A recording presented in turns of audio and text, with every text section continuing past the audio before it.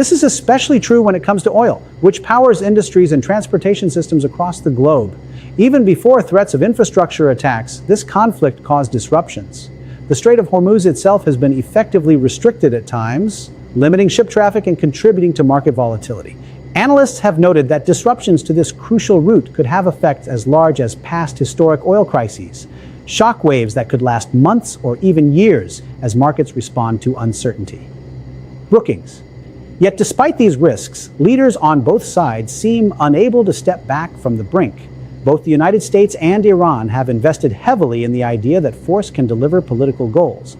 Whether this will prove true is uncertain, but what is clear is that the human cost continues to grow the longer this lasts. For ordinary civilians on all sides, the conflict is far from a distant abstract event.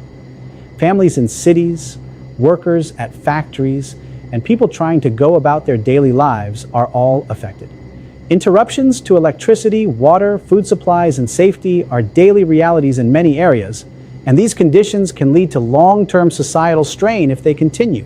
At the same time, military leaders and political strategists on both sides are making calculated choices. They are considering not just the immediate battlefield, but how actions today will influence politics tomorrow, how strikes, threats, and responses will shape not just this conflict, but future relations between nations for years to come.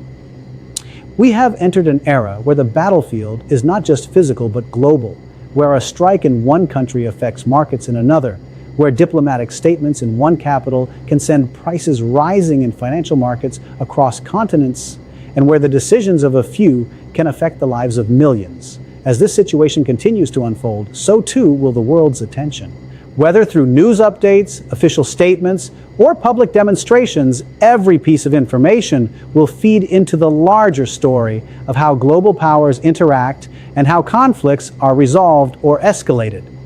The coming hours, weeks, and months will be critical.